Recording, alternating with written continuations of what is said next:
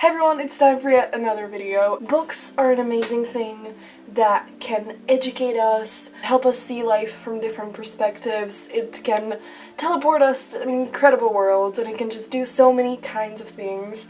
And no matter what kind of books you might like, there is something for everyone. But life is busy, and I feel like nowadays a lot of people don't make time for books, but it could still bring so much to their lives, so I definitely recommend you to read a little bit more. It might change your life. But today I want to give you advice on how to read more and how to make time for reading if you're interested. So let's jump right into it. Number one is, I think, an obvious one, but it's to read either every night or every morning. You can read right after breakfast or just before you have to leave to work, school, whatever. Or you can read before going to bed, which I think is great because it's not good for you to use electronic devices before going to bed because it disrupts your sleep schedule and all that stuff because of the blue light and all that shit.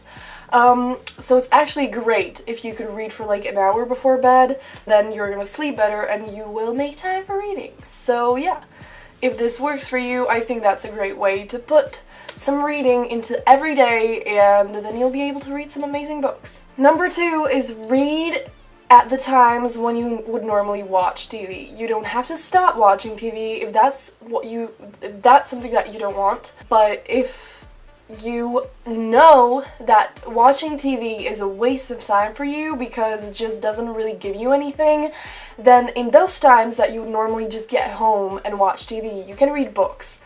It's incredibly relaxing. You don't have to think much about it, and I know that it might seem a little more difficult than watching TV because you have to pick the book up and you feel like your brain has to work, but it doesn't really have to work, and I feel like reading is actually more relaxing than TV. In my experience, when I watch TV or YouTube or anything like that, it kind of just puts so much information in my brain, and I just keep watching different videos or just different things, and then I'm just overwhelmed, and it doesn't really help me with de-stressing and everything. But with reading, it always calms me down at least a little bit. So yeah, maybe you could give this a shot, especially if you watch TV a lot.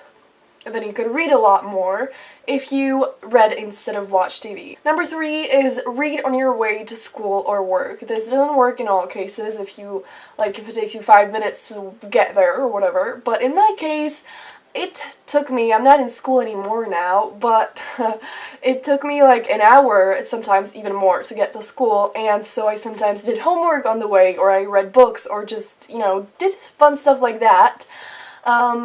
Not that homework would be fun, but, whatever.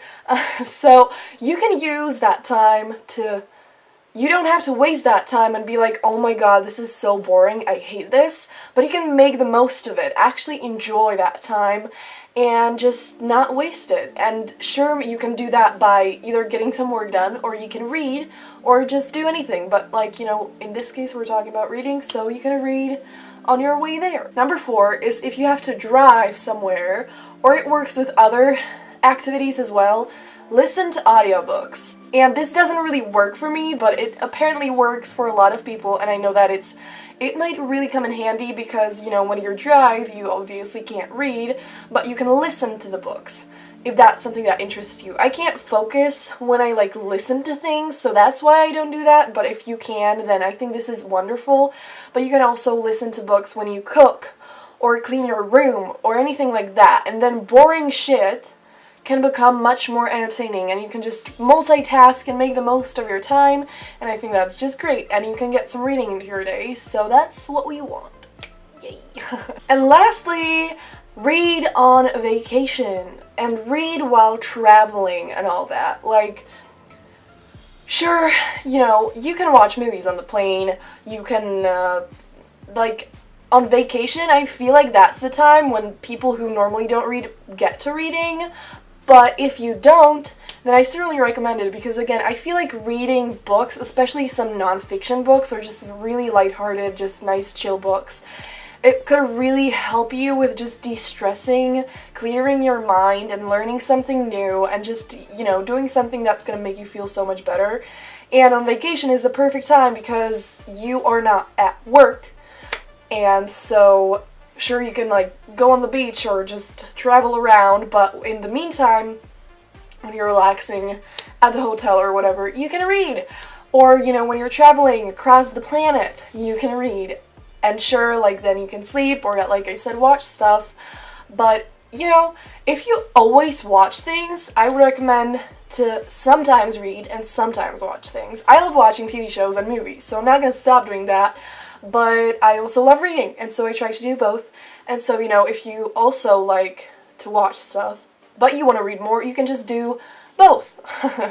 And just make a combination of the two, and just then you won't be bored on that long flight. You'll get the most of it. You will have fun, and you won't waste any time, and it's just gonna be wonderful. And that is all the tips that I have for today. I hope that it was at least a little helpful, and tell me if you love reading, and if you do, then like what's your favorite type of books, genre, whatever.